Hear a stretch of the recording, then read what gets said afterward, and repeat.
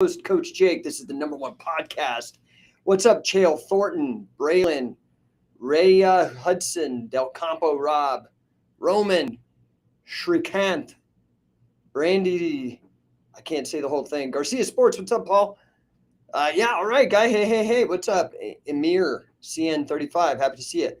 Braylon gave me a #1. All you guys throw stuff up in the chat. Today, we are going to talk about something that I enjoy quite a bit because I need to lift my spirits, dude. I have been hammered the last couple days. What's up, Paul?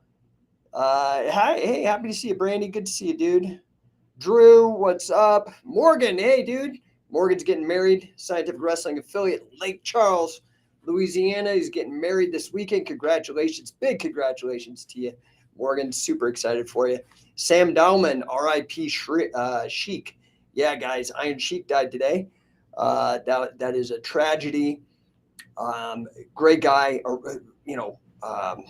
Iranian Olympic level wrestler, WWE legend, Twitter legend.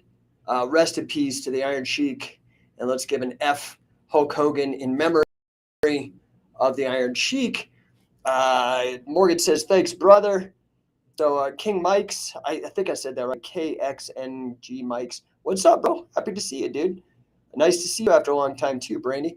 So, dude, yeah, I wanted to keep it kind of fun today. I have been hammered. First of all, Iron Sheik dies. That's how I wake up, start the day. I spent the last 2 days dealing with a flood in my freaking basement. My boys, I have 3 kids. My daughter lives upstairs with my mom, or next door. I got 6 people in my house that I take care of. We had a flood, totally hammered us. Got hit with it 3 weeks ago. I thought I fixed it, man. I'm like, oh, man, I did a lot of work. It was like bucketed out probably 40 gallons of water out of the basement, vacuumed it out with a rainbow. I don't know if you guys got a rainbow vacuum. I got one of those. They're like a $3,000 vacuum worth every penny. If you want to get one, let me know. I can hook you up. Dude, got all backbreaking work, man, and finally got everything back to normal. And then 2 days ago, we had another flood, and it was so bad, dude. Like I'm walking around it's finished basement. It's nice. There's a shower and bathroom, a big office. That's where I used to broadcast, was my studio. If you could see, we changed. I now have an actual office space that we've converted. So anyway, man, it's brutal. I wanted to talk some positive stuff, especially given, man, I've been hammered, dude. I was down there. I vacuumed out already probably 40 gallons of water. I had to move both of my boys upstairs, so we're crowded upstairs. Gonna have to get some water restoration, probably mold remediation in there. I think this is the the straw that broke the camel's back. Another veiled Iron Sheik pun. And I think we're moving. I'm moving out of state. I'm out. I'm done with Denver. So I've made my decision. I just can't hack it anymore. Anyway, appreciate all you guys, man. Happy to see everybody today. I was going to keep it light, man. I was going to have a talk today, and the title of which is Übermensch and U-Turns, a hilarious Nietzschean guide to surviving modern America. Okay. I consider myself, I didn't come up with this term, but I love it, a stand-up philosopher. I love humor. I love comedy. I don't know if I'm funny enough to be a comedian. Some people might say so, but I do love philosophy as well. Nietzsche being probably the most influential philosopher on my thinking over probably since I was 15. So, man, like 30 years? No, more than that, like 35 years. So I know a little bit about him, and I wanted to talk today about how would we apply this philosophy to modern America. Puerto Rican rum. Hey, what's up, dude? RIP Iron Sheik. Yeah, dude, tragedy. Again, let's give a giant F Hulk Hogan in memory of Iron Sheik, Twitter legend, WWE legend, Iranian wrestling legend. Okay, so like I said, my role is like being a philosopher, a historian, maybe a little bit of in my fantasy world, a stand-up comedian, and a coach, all rolled into one. Okay, so I it's like, to me, some of my biggest influences would be George Carlin, Grant Cardone, and Friedrich Nietzsche. Okay. So I'm gonna morph that into some modern stuff. Kavod Samalov 94. Can you look at questions? Yeah, dude, hit me up, bro. I don't, if I can answer it, I'm here to help you. So don't sweat it. What's up, Scientific Wrestling Canada? Hey, Marco. Hey, Coach. Going to watch on YouTube. Oh, yeah, we're on all of it, dude. I'm on Twitch, Twitter, LinkedIn, YouTube, Facebook, Instagram. I'm soon going to be streaming on TikTok. I'm omnipresent, okay? So I do want to, like, explore a little bit. I need some levity, and I'm sure you guys do too out there. So I wanted to explore a little bit about Nietzsche and his relevance for today. Some of you guys probably don't even know who I'm talking about. Some of you do, right? He's the guy who's both philosophically kind of an enigma, and both an enigma and an emoji, like an emoji, man, because he's got the mustache, right? Like that giant walrus, ridiculous mustache. Looks like freaking Alvin and the Chipmunks could live in there. Okay, don't let the facial hair scare you, man. Nietzsche was actually a brilliant, brilliant dude. Super provocative. Even today, but definitely back in the day, probably one of the most misunderstood, misrepresented philosophers. A lot of people talk a lot of trash about him and don't even know what they're talking about. So I want to talk a little bit about it, right? Because he's kind of a double-decker taco. Spicy, right? Just think when you figured it out, it's messy, squirts out both sides. That's like Nietzsche, man. The guy was very hard to pin down, brilliant guy. And here we are talking about him 150 years later, right? So one of the concepts that he's most famous for is this idea of the Superman or the Overman, or in German, the Übermensch, right? So this isn't about ride sharing, right? It's not about Uber. Oh, we got some questions here. Kavod Ismailov says, I've been avoiding sugar and high cholesterol for 4 months, but still I don't see significant cardio improvement. Sometimes I get really tired really easily on wrestling, but sometimes I don't get tired easily. Why does this happen? Well, I think you're tackling probably the most important thing, and that is your diet. However, I'm trying to figure out this technology. Your diet is key, right? So, I don't think there is any one diet for everybody. I do think you've got to experiment. You got to be a bit of a biohacker and figure out which foods work best for you and which ones don't. Some general things, because I don't know you. I haven't, you probably need to get a blood panel, those kind of things. What I would recommend is, you could do like an elimination diet, first of all, see which gives you more energy, which doesn't. But what I would really recommend is first getting in tune with what's known as your circadian rhythm, right? Google it, circadian rhythm. Don't ask me to spell it. But basically there's a rhythm, and you can basically synchronize your circadian rhythm with intermittent fasting. Okay. So your food isn't digesting. You have to understand this, and I don't want to get too far off on this right now, but like when you eat food and your body's digesting, you are not at rest. This is why you shouldn't eat it late at night after dark. First, your circadian rhythm, there's something about this. You can Google it. It's fascinating that if you don't eat after dark, you lose weight. But beyond that, you can also benefit from the intermittent fasting by not eating after dark, because your body is still working. Even though your brain might be asleep, your body is working and digesting. So it's actually not resting. And your body needs to rest, like shut out all systems down to minimum so it can start healing and repairing. That might be a big part of it. You might want to really look at your sleep and really look not necessarily at what you eat. Of course, what you eat is important, but when you eat. I hope that answers your question. I don't know if that does or not. HB says, I figured that I'd watch you here instead of Instagram. What's up, dude? Happy to see you, man. Okay, so I want to get back to Nietzsche, though.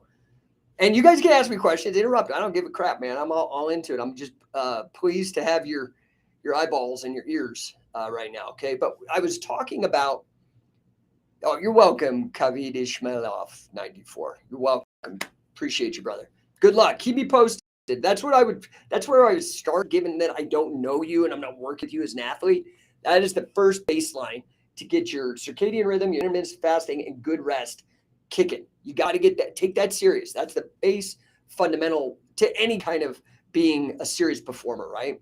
Oh, Leica the Maligator says, dude, thank you so much for all the YouTube videos. Oh, watched every single one this weekend. Nice. Tried to start a catch club down in Miami. Dude, hit me up. I can help you make money with it. And you will actually be with the top tier. I mean, dude, we are number one. Number two doesn't even come close. Okay. Number two is literally number two. So yeah, he says, we have no idea what we're doing, but we're going to give it a try. Dude, DM me now. DM me now. Okay. Or email me, jake.shannon@gmail.com, training@scientificwrestling.com, training@number1coaching.com, whatever. Hit me up. Hit me in the DMs. Let's talk. I will blow you up, dude, and I will make sure you are the best. And in fact, I'm really hungry to get somebody down in South Florida. So let's talk. We might be able to work something out. I appreciate that, though. I'm glad you like the videos. If you become an affiliate, dude, and I've made it very affordable to do so if you're starting your own club, first of all, it's got an ROI. You're going to make money. Go to scientificwrestler.com. That is the place to check it out, okay? Anyway, so Leica, please do. I'm serious, okay? He says, for sure. Awesome. Dude, I need somebody down in South Florida like yesterday. So I'll be invested in your success. Anyway, this idea that Nietzsche had of the Superman or the Übermensch, again, it's not ride sharing. It's not riding a dude. The Übermensch is the overman, as best it's explained by Nietzsche, okay? And I want to talk to you about this concept of Nietzsche and the overman, because the overman is a human being that has moved beyond the limitations of society, beyond what society deems good and evil. I mean, look, all the people who are in leadership are going to like Epstein's Island or embroiled in awful, awful things. So that's what it means, going beyond good and evil. These cookie cutter, dumb traditions, not critically thinking about our ethics and our morality and whatnot, and being able to transcend the nonsense, right? Break through barriers. Maybe it's class barriers. Maybe it's social barriers. Maybe it's economic barriers, right? But that's what the overman really in Nietzschean literature represents, is this person who's moved beyond the limits of society, beyond traditional stupid morality, and created their own values, right? It's like you wake up one day and you realize the Matrix is fake and you become Neo. That's probably, so this is where like the concept of Superman came from, this concept. Superman is so powerful, OP, right? Overpowered, that he becomes like almost like a god because he transcends. Like you guys see Man of Steel? That's a great film, honestly, right? Man of Steel. Really good, like from a philosophical standpoint. Anyway, that is the overman, okay? That's like the world's playing checkers and you're playing chess, right? So what does this overman then have to do with modern life, modern American life, but even just anybody, okay? So let's first, very simply and fundamentally, let's tackle this issue of political polarization, left, right. I've transcended this left, right bullshit. Pardon my language. Have you? Seriously? Like, are you still in this tribalism and this false alternative between left and right, Democrat and Republican? See, Nietzsche was very concerned with these ideas of ethics and morality from a long perspective of philology, which is like the history of philosophy. And philology, look it up, Philo, philology. Yeah, Logy at the end. Anyway, he was obsessed with these ideas of like master and slave. And if you actually consider his perspective, which ironically, that was one of his philosophical ideas, is this idea of perspectivism. And his perspective was this idea that history is largely the history of masters and slaves. Think about it, okay? And given that, what if we want to transcend or left, right, Democrat, Republican, okay? But let's think in terms of Nietzsche's perspective for a moment. Master and slave. Is there an alternative? Can I skip being a slave, please? Can I also skip owning other people? Is that a possibility? That is transcendence. That is part of the Overman, is saying, I'm a free human and I don't want to enslave other people as well. That's a false dichotomy where I'm either master or slave. There's a third way where I don't do either. Does that make sense? That is, I think, very valuable for modern people, in particular modern America, because of this polarization, right? Left, right, center, everybody spouting off. Everybody's got their own MSNBC, Fox, all their talking points. It's just a distraction. It's like Twister, but like everybody's all tangled up in a mess, right? Like it's awful. Does it make sense?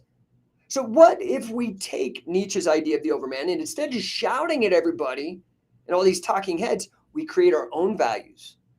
Maybe some values based on listening. Maybe values based on understanding. Maybe values based on empathy. I mean, not left or right. Overman, Superman, Übermensch. Right? So I know all you guys are like, dude, I thought you said you were a stand-up philosopher. Where's the funny part? Well, here's the funny part, right? Imagine Mitch McConnell, Nancy Pelosi playing Twitter or Twister. There's an image that hopefully won't scar you too bad. But nonsense aside, Nietzsche's philosophy is not a quick fix, okay? It's not just this cookie cutter thing. He's very intentionally vague because he was against philosophical system building. He thought that could be a danger, like building these systems. It needs to be alive, it needs to adapt, it needs to evolve, right? And that everybody needs to think deeply. Everybody needs to challenge themselves, challenge their most deeply held beliefs so you can find your own path, right? So this is not easy. This is not get rich quick type of stuff, but nothing really worthwhile is easy. So, while we're happy, hopefully thinking, maybe wincing at the mental image of Mitch McConnell and Nancy Pelosi playing Twister, Nietzsche said something very important, right? He said, he who has a why can bear almost any how. He who has a why to live can bear almost any how, right? The United States, heck, even the world needs to find our why, right? So why can't it be this ideal of a superhuman, of an overman, of an Übermensch, or an Uber, what do you call a woman in German? I'm totally dry. Fraulein. Okay. So remember, if you're ever feeling down or confused, just imagine good old Friedrich Nietzsche with his giant walrus mustache. Maybe he's an Uber driver driving through Times Square on the search to help people transcend the limitations imposed upon them by other people. Does that make sense? Like for me, my way to transcend, I don't like the Republicans. I wasn't a Trump humper. Sorry. Now, I think he's less bad than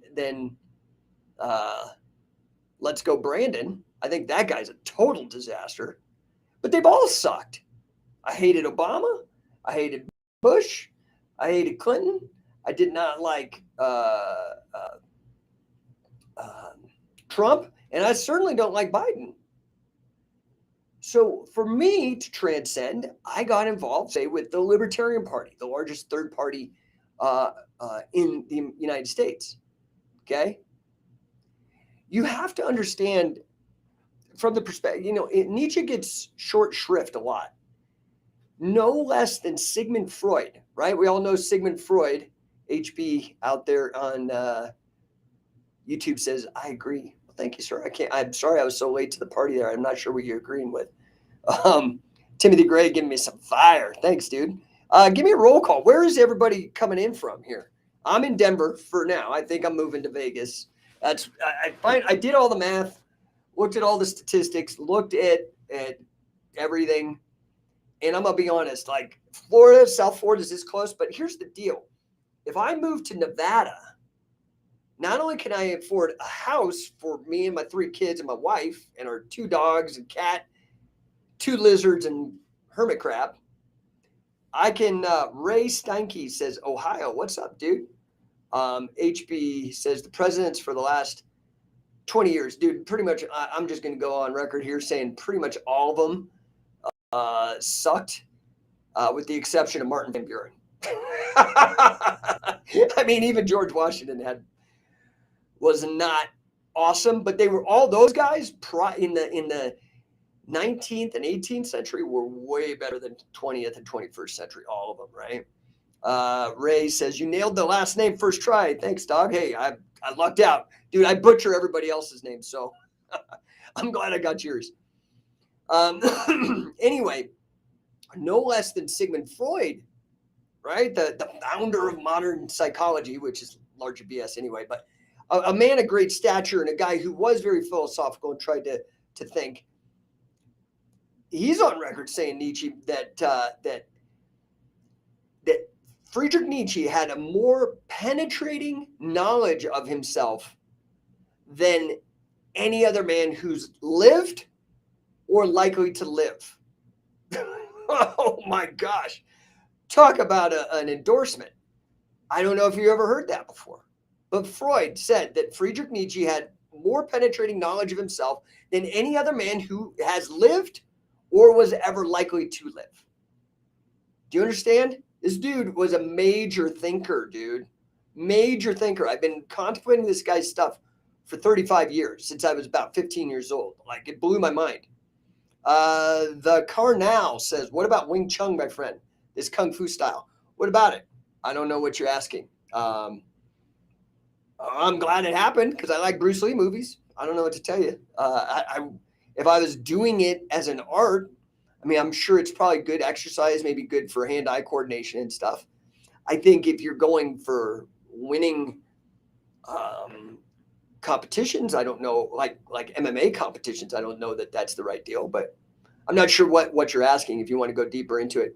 HB out on YouTube is saying, that's why I was saying I agree. The old ones weren't complete puppets. They were trying their hand at solving the problems at hand. Now presidents create more problems than we already had. Yeah, I agree.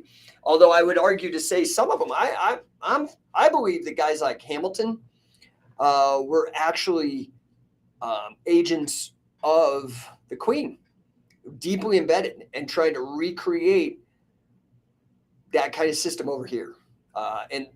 So we were kind of doomed from the beginning.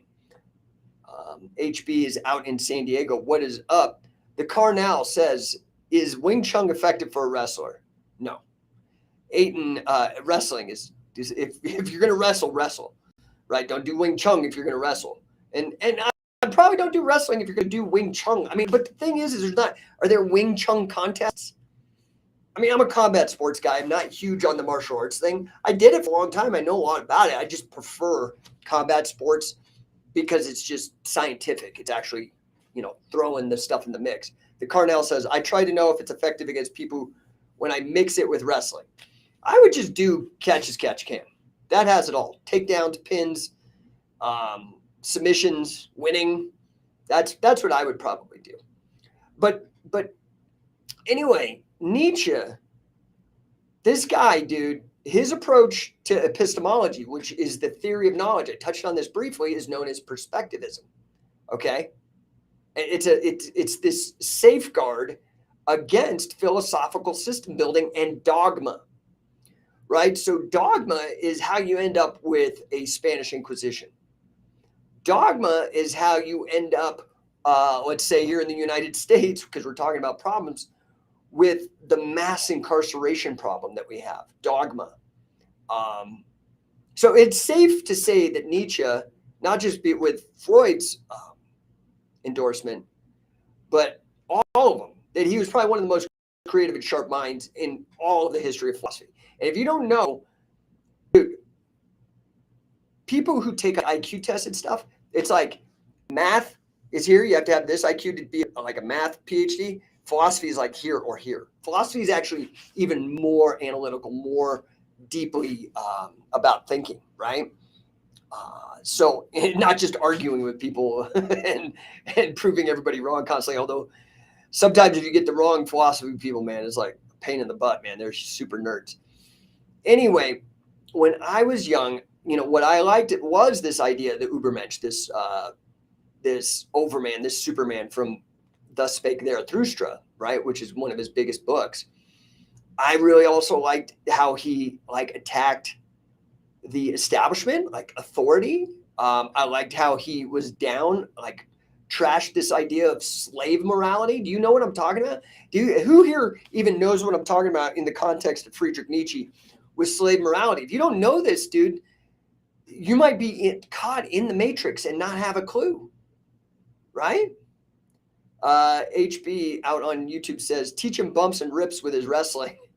Well, you're clearly talking pro wrestling. I was talking competitive wrestling. So maybe Wing Chun would work actually for pro wrestling, the Carnal. If you're doing pro wrestling and your gimmick was to be like a Bruce Lee Kung Fu guy, do all your trapping stuff. And I think that actually might get over.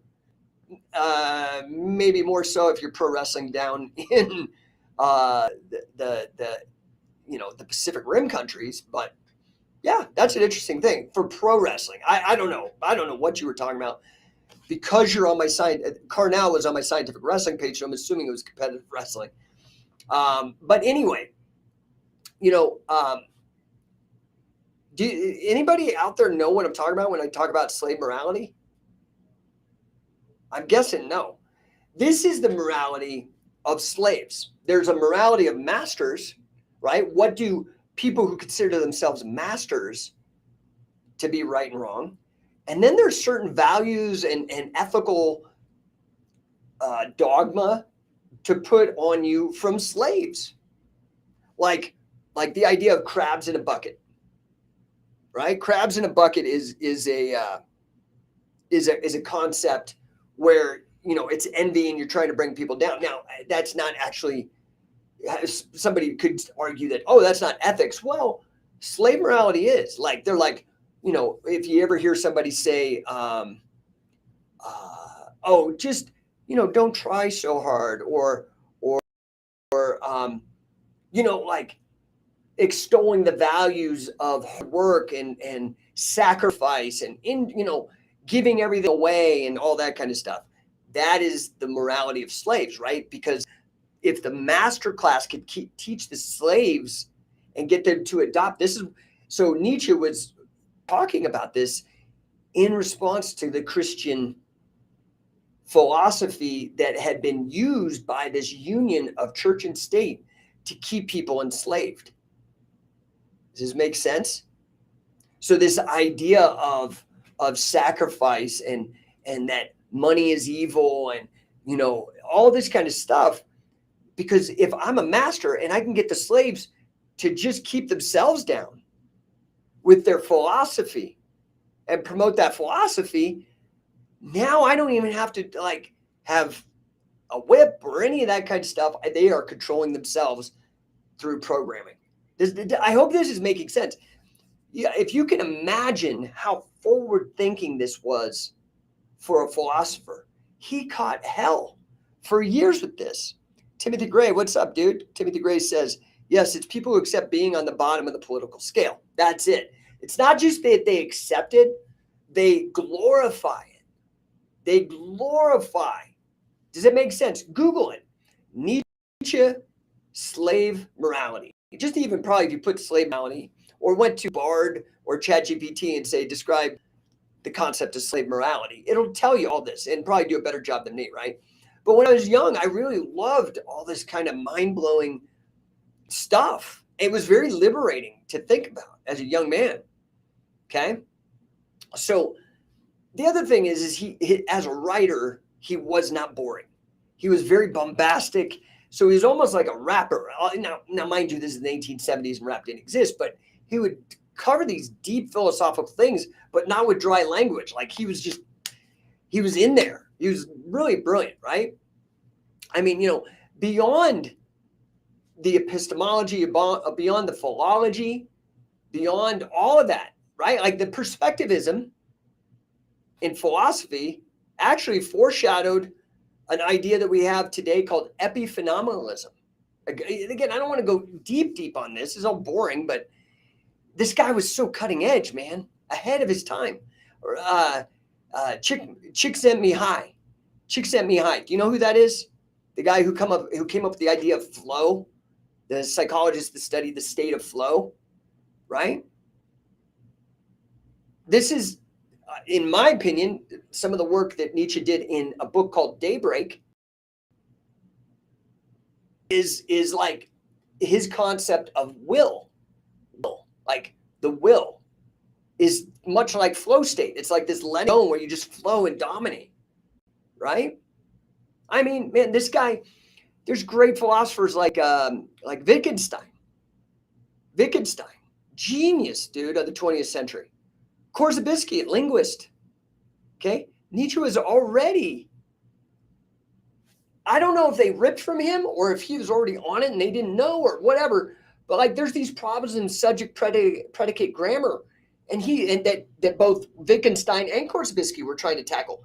Nietzsche already nailed it. Like it's crazy how smart this guy was.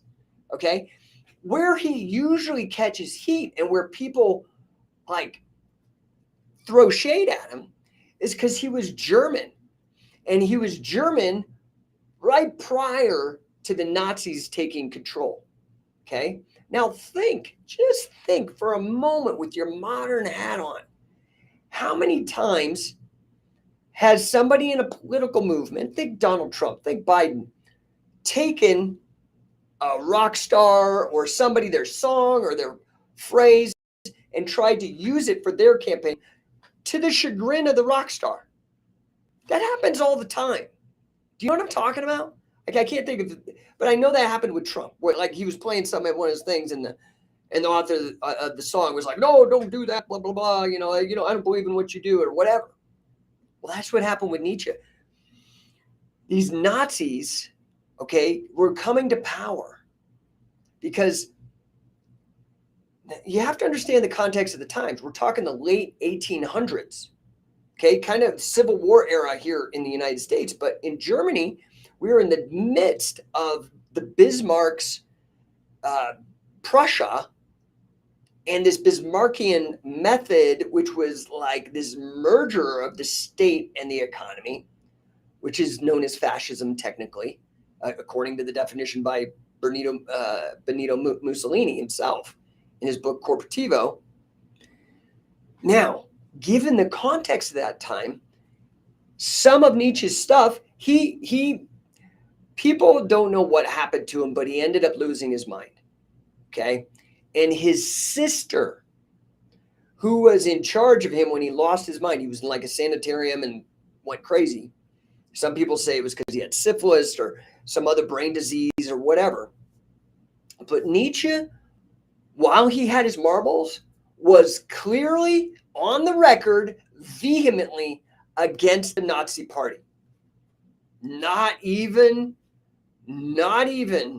like controversial here.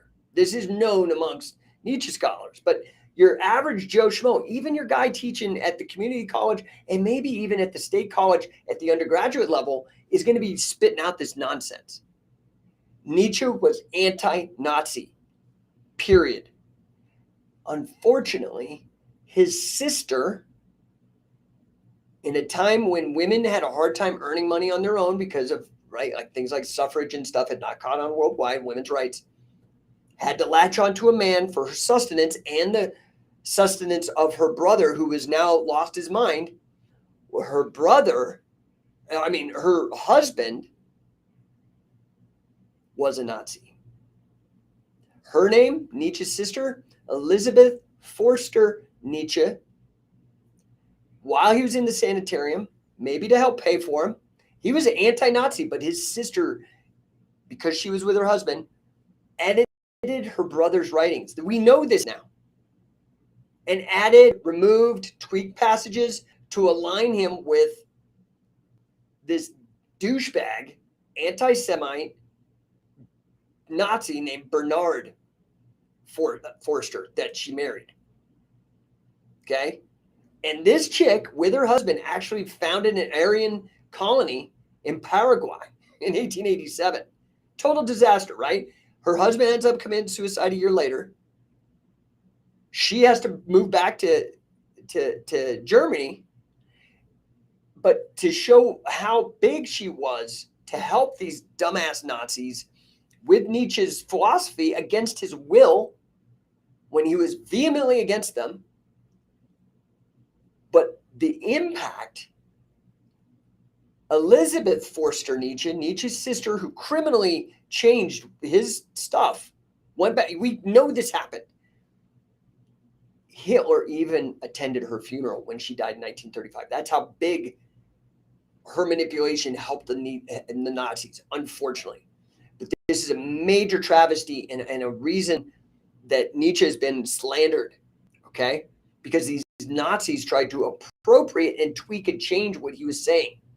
He was against the Nazis. He was against this Aryan bullshit. He was an individualist. He did not care about race or anything. He was an individualist. He's known as an individualist. An individualist is somebody who is not a collectivist, that doesn't judge people on arbitrary collective labels like race, gender, those things. Now, granted, he was a figment of his time, so did he say some dumb stuff that might be racist, that might be sexist? Yes, but by and large, in the context of today, this guy was a super individualist, anti-fascist, anti-Nazi.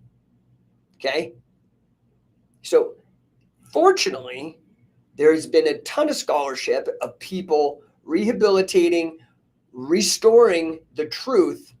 Okay, there's a guy, a Nietzsche scholar at Warwick University, says that's been doing a lot of this work, right? He was not anti-Semitic. He was not a nationalist, and he hated herd mentality. Again, the Übermensch transcends all that nonsense. Okay, in Thus Spake Zarathustra, where the Overman comes from, Nietzsche teased almost an anarchism. Now, he never flat out said he was an anarchist because he hated philosophical system building, but he is quoted as saying everything that the state or the government says is a lie, and everything it has, it is stolen. That sounds a lot like libertarianism. Taxation is theft, right? Again, straight out, direct Nietzsche out of Thus Spake Zarathustra. These are editions that were out while he was alive, not edited while he was sane, not edited by his Nazi sister criminally. Everything the state has is a lie, and everything it has is stolen. Right? HB out on YouTube says, that's messed up. She sold them out. Dude, it's totally scandalous. And, unfortunately, it's just freaking Nietzsche nerds like myself that are out there like, dude, you guys got to look at this philosophy. And then, bam, almost invariably, anybody who's just even knows the name takes the smudge and they don't even know any of this backstory. And then they throw the baby out with the bathwater because somebody tarnished his image against his will. Okay? I mean, he was weird because here he is totally criticizing the state, totally for individualism, totally for transcending herd mentality. But then he also he called anarchist dogs. So he was so individualistic. He's like, don't lump me in with anybody, which I think is great, right? That was in a book called In Beyond Good and Evil. Okay. There's a great writer in the 20th century, H.L. Mencken. Has anybody ever heard of H.L. Mencken? Is what I'm saying make any sense? Are like my viewers just go, or are you guys liking the stand-up philosophy? I mean, I don't even know if I'm telling jokes or not, but hopefully I'm making this accessible to you and at least interesting and relevant given where we are today. Well, H.L. Mencken, right? This guy was a famous newspaperman, writer, political kind of curmudgeon. He actually wrote an entire book on Nietzsche. Most people don't know that. Okay. And in Mencken's belief, Nietzsche was an anarchist, despite any disavowals. Contrary, what he says is, quote, Nietzsche was an anarchist in the true meaning of that much bespattered word, just as Herbert Spencer and Arthur Schopenhauer were anarchists before him. Right. And for me, because I'm a nerd here, I could see the influence playing out in other really pretty brilliant writers. One, in fact, is Max Stirner. Does anybody even know who Max Stirner is? Guy, you got to go deeper. You got to like let yourself get obsessed and go down the rabbit holes. There's so much stuff that's already been figured out. We don't have to reinvent the wheel. Timothy Gray says, yes, it's people who accept being wait a minute. That was an old one. Let's see. Ray says, Napoleon said that religion is a convenient way to keep the poor from eating the wealthy. Well, that would be master morality, right? And he's talking. Jay Espinoza, Conor McGregor with two-pack catchphrases. I don't know what that is. I'm sorry I missed your comment. I'm just scrolling through here. I missed so many comments. I get like caught up in all this stuff. I apologize. HB out on YouTube says, I know of his name and a quote or two, but I hear that he was a Nazi, but now it makes sense.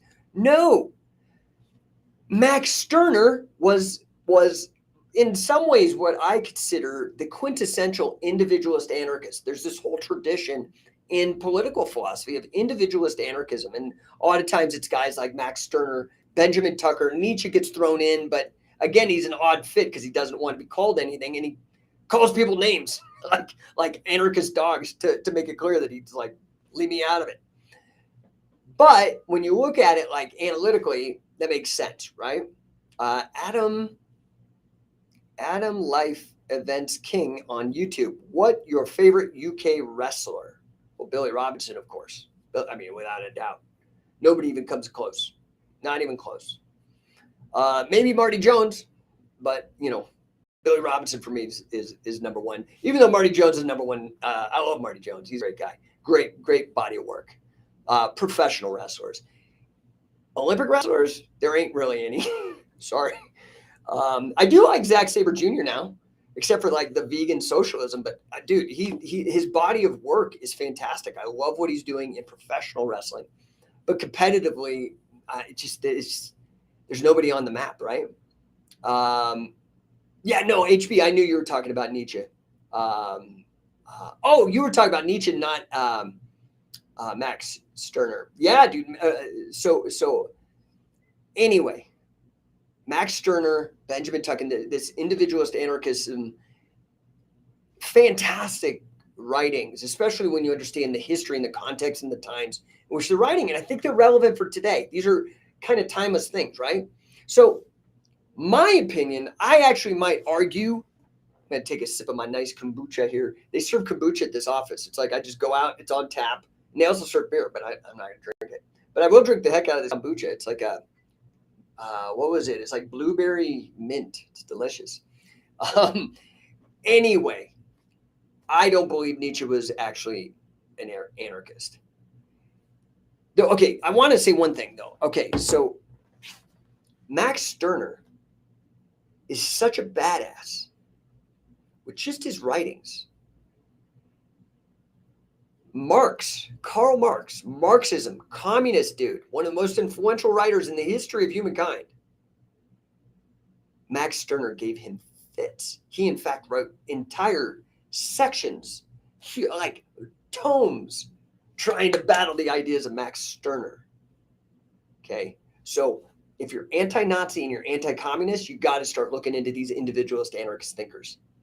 Okay, now, do I believe Nietzsche was an anarchist? I want to go with what I think he would say, and I would think he would say no. but he was certainly not a Marxist. He was vehemently anti-Marxist, anti-Nazi, anti-fascist, anti all those things. The closest thing is you could call him as an individualist or anarchist. But you can't, because he was decidedly anti-system, right? So in some ways, he's a little bit of a Rorschach test. I can see how Nazis could use his language. I see how Democrats, Republicans could use it because he's anti-system. So does that make sense? But I believe that Nietzsche really is relevant for modern readers. I would highly recommend that you guys check him out. I don't know if this totally lost all you. Had nothing to do with wrestling, nothing to do with business, like my normal stuff. But I had to just blow some steam, put a smile on my face, start thinking like the Übermensch, like Superman, because of all of the freaking water restoration I've had to do because of this flood, man. It's been killing me. Anyway, okay, enough said. I will hang out for 5 minutes, answer any and all questions. Whatever, ask me anything. AMA, right? We see all those on all those Reddits or whatever.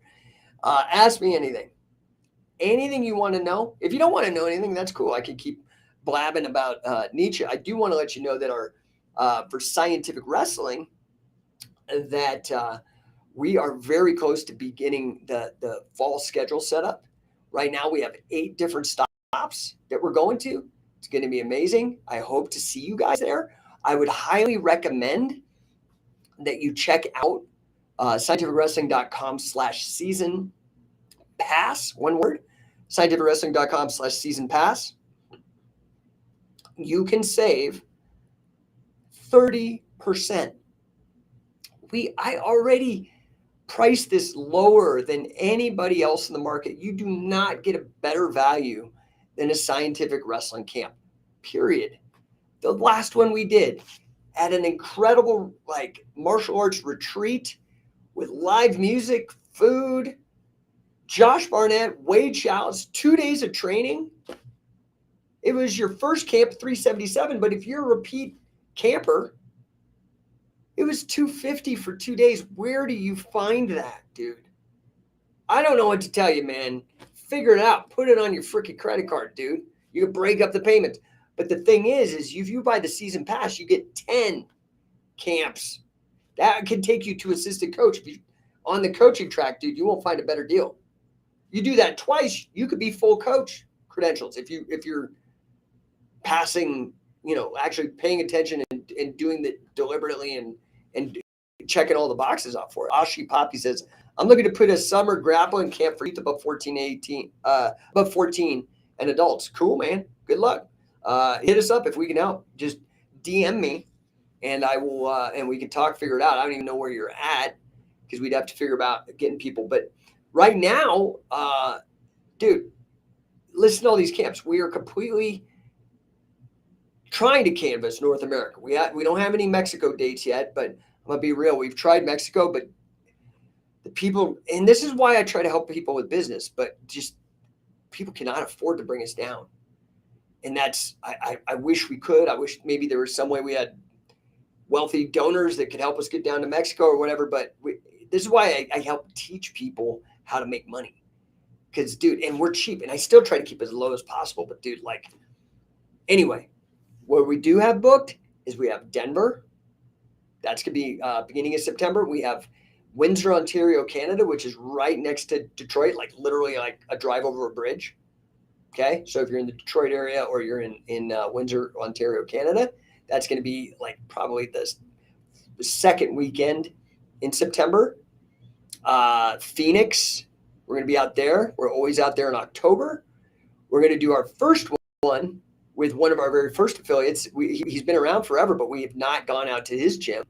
He was actually on this call, Garcia Sports. I'm super excited to go out there, Paul Garcia. Then we're going to do, which I'm really excited about, and that's another first for another affiliate, the Coliseum MMA in Norman, Oklahoma, with Braden Brown Again, that guy who was in that viral video is on everybody's channel, Chael, Rogan, everybody had it, where those football players were bullying those wrestlers in the bathroom and they just freaking mopped the floor with them. That was him and his brother. We're going to be at his gym in Norman, Oklahoma. He's a Oklahoma State wrestling champ, stud dude. Super excited to get up there. Grappling mastery in Orlando, dude. Brian Ruscio, dude. This guy took fourth in nationals Greco-Roman, third degree Brazilian Jiu-Jitsu black belt, brown belt in Bang Muay Thai, and assistant scientific wrestling coach on his way to full coach and a scientific wrestling affiliate. We're going to head out to Lake Charles, Louisiana, hit up Morgan at Silverback Muay Thai. He's another affiliate. And then back at Pinion Hills. So, dude, in California, we are banging these out. You got to hit me up. We only go now. This is a perk of being an affiliate. We only do the 2-day camps at affiliate gyms. Best deal in the business, by the way. Go to scientificwrestler.com and get on board. HB. So any stops in Southern California this fall, Pinion Hills will be our last stop. That's kind of our headquarters. They're a brand new affiliate, which I'm super excited. Matt Mullen, he's got a great facility there. HB says, awesome. Yeah, cool, man. Show up, dude. It's amazing. So Ashley Poppy says, how does one become a scientific wrestling affiliate? And Ray, I see your question. I'll get to you just in a second. So Ashley Poppy, you got to go to scientificwrestler.com. First of all, look at it, read all the information, see if it's a good fit, then reach out to me and we see if we can make it happen. I'm serious about doing this. This is a very, very important mission to me. And those of you that sign on with me and help, I make it well worth your while. Okay. So scientificwrestler.com. Let's go back here. Ray Steinke says, what's the best submission attacks from weave pass? Dude, I don't know jiu-jitsu. So like weave pass, I don't know any of that shit. Do you have like some way of putting it in wrestling? So I have a better idea of what that is. This is the great thing about scientific wrestling. So we are hybrid grappling. My strength, ask me about Wade Shallow's style, folk style. You ask me about Billy Robinson's style, catch as catch can, Carl Gotch style, a little bit of Gene LaBelle style. I could tell you all that stuff. But I can't know everything. I was actually talking to Coach Brian at Teach Me Grappling. We were having a little bit of a heated discussion. Great guy. And we totally squashed any issues. He's a solid dude. But we were talking yesterday, and he and I both were raising this point that no one person can know everything. And again, like Nietzsche, like you got to find your own way, like I did. Okay, and I did that by firsthand training with Frank Shamrock, Carl Gotch, Billy Robinson, Dick Cardinal, Gene LaBelle, right? Like that's how I came up. However, guys like Sam Crescent, he came up through Chris Howder. He's a 3rd degree black belt. Also Billy Robinson. So now Sam, he might know what you're talking about weave pass. I don't know. Jesse Merez came up, 1st degree black belt, crazy good competitor. Also spent time with jiu-jitsu, but with Billy Robinson as well. Different perspective. Brian Ruscio, 3rd degree Gracie Barra black belt. He might know some of this stuff.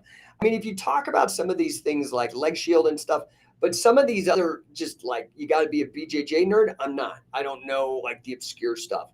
Sorry, I wish I could give you a better idea. Maybe you send me a video and I will. I can look at it and tell you. That's really what. So this is the other thing Billy used to always say, and I carry it on. People all the time would say, oh, what's the name of this move and that move? And I'm like, I don't know. Just show it to me. Show me what you're trying to work out, and I'll show you how to think about it better. Billy was like a freaking savant with that. Same with Wade. And that's who I've really modeled myself after, scientific wrestling after. I mean, the inspiration was Sakuraba, right? Who was Sakuraba? Sakuraba was a hybrid grappler. He was strong on catch as catch can, strong on freestyle. I don't do the freestyle, but we have the Wade's folk style, funk, folk style pinning. Merging those two together with informed from Carl Gotch, Billy Robinson, and also Frank Shamrock's MMA approach that was in the catch wrestling lineage of Carl Gotch. I don't know. Does any of this make sense? I hope it does. Ray Steinke, the name is probably different. My high school team called it low single ankle dives. So like an ankle pick, like Cale Sanderson trick. I'm not sure. Send me a video. I will respond to you if you have I mean, there's got to be a YouTube of it.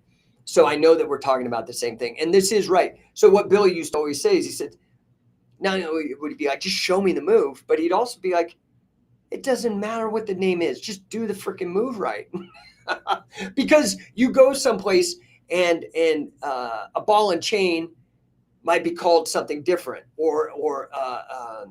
So like in England, the half hatch is called a cow catcher here, right? So sometimes when you're talking about physical things in space, it's like a rose is a rose is a rose. The thing that's the signifier and the signified, right? Talking linguistics here, they're not necessarily the same thing. You got to know the thing in space, and that's the thing that's most important. The word is just a handle so you can communicate about it. Make sense? Ray Steinke says, yeah, we called low single leg attacks an ankle dive. I'm trying to find the ankle dives. Nowhere have I found it called an ankle dive. Yeah, right. So this is a challenge when you're doing historical research in wrestling, and that is the regional terminology changes quite a bit. So somebody might say something, and I'm like, I don't know what that is. But if they show me, I'm like, oh, yeah, whatever. Do this, that, and the other thing, and you're done. So anyway, Ray, get out to camp, dude. Okay. Let's see.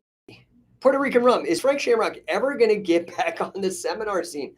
You know, I talked to him a couple months ago. I try to keep in touch with him as much as I possibly can. And, you know, I think he, at least for right now, is done with kind of the MMA scene. He has found pretty good success as a philanthropist and working in Silicon Valley, actually, doing mental coaching for people. You know, what he's been able to overcome and accomplish is mind-blowing if you really know his story or, you know, have spent time learning about him. So I have literally asked him 1,000 times, and he's a great guy. Like, he gave us an endorsement, all these kind of things. He put me in his MMA for Dummies book as a resource to help teach his style and all that.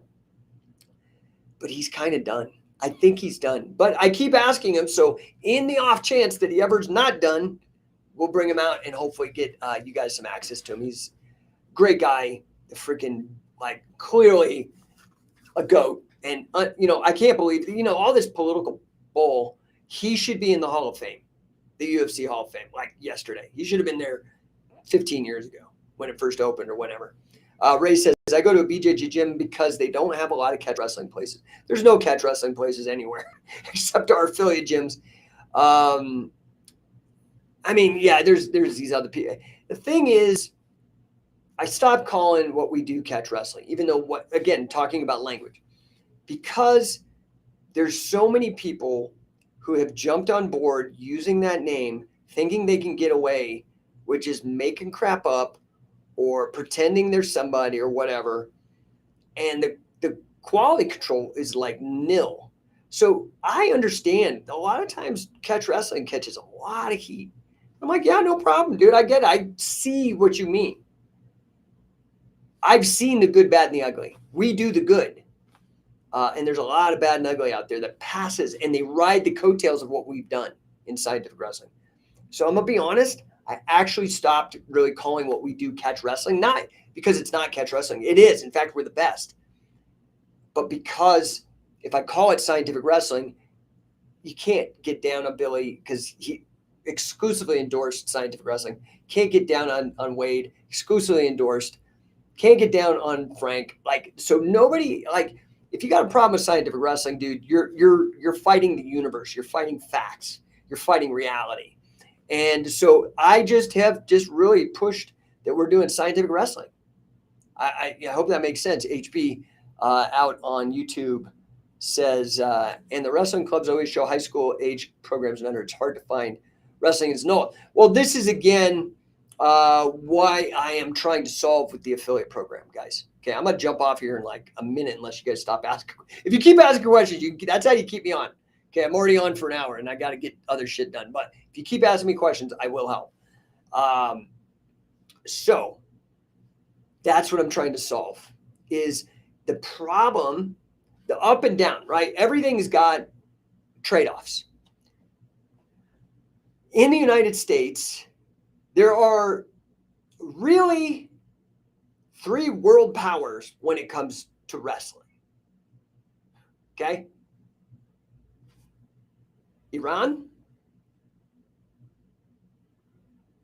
Eastern Bloc, like Dagestan, Russia, and America. Those are the guys that show up consistently for years and years and years and years and years, the best wrestling programs. They're all state funded. All of them. This is a challenge, right? Because in the United States, it's all through junior high, high school, and college, and largely state funded. Okay? Socialized. For those of you who understand systems, political economic systems, it's socialized. So it's free. I mean, you pay through taxes and whatnot, so it's not free, but like it's widely available to a lot of people, and there's systems in place in this Olympic feeder system and all this, right? What I'm trying to do with the Scientific Wrestler affiliate program is to try to bring wrestling to the market-based wrestling. You understand? Not professional wrestling theatrical, professional wrestling competitive. Is this getting through to you? That is what I am doing. That is what I have done with our first 14 affiliates in 1 year. My aim is I would like to have thousands worldwide. So all of you guys who are not able to get wrestling, you're like, damn, I can't do takedowns. Everybody starts on their knees. I don't want to wear the pajamas. That's fine if you do, go do that. But there's people that don't. And so trying to figure out how can we bring this into the retail martial arts scene? How do we create a combat sport without the state?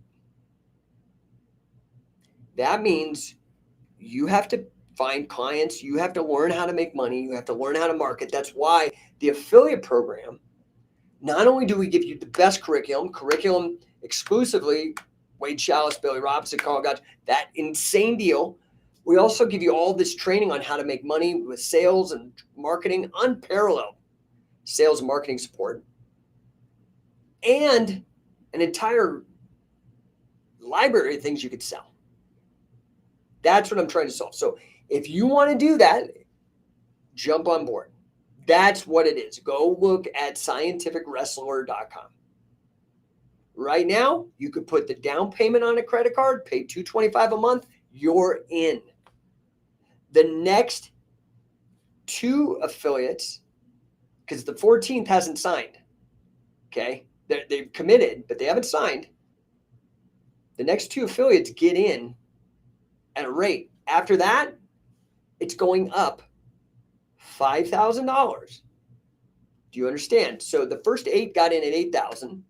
The next 7 got in at $10,000. And that's final. You spread it out. It's not like these other affiliates where you pay $300 a month forever. You know that if you do the math, that's just like 2 years, 2 3/4 years, and you already paid $10,000. Every day after that, you're saving money coming with us. Do you see where the ROI here? It blows everybody else away. So even when I bump it up to $15,000, which will happen, you got to be 2 people. You have to figure this out. I've even set it up. So I have a financing company. Let's say you have good credit. I have a financing company. Boom, we can get this done right now. Your payments are going to be like, I don't know, something like $275 a month until you pay that loan off, and you're always a member. The other thing you can do is I set up financing, so it doesn't even ding your credit. You got to come up with $2,500. It's $2,495 down, so I can do the onboarding and pay my staff to get you guys up and running. And then you pay $225 a month until that's paid off, or you just pay the whole lump sum, $10,000, and be done with it, and invest in learning skills not just grappling, the very best grappling, but also the very best in business and sales and marketing. Hope that makes sense, guys. All right. So it looks like everybody's slowed down on the questions. I'm going to jet. I got so much to do. I got like 3 proposals I got to get out and still got to pick up my daughter from work and vacuum out some more water out of the flood. Fun show, guys. I really appreciate everybody showing up. Please, please, please, if I can be of assistance to you, help you with anything, hit me up. DMs, I do check them. That's me responding to them. Or email. Or, you can find me on the websites, whatever. Appreciate you guys. Have a fantastic day. And hopefully I can see you guys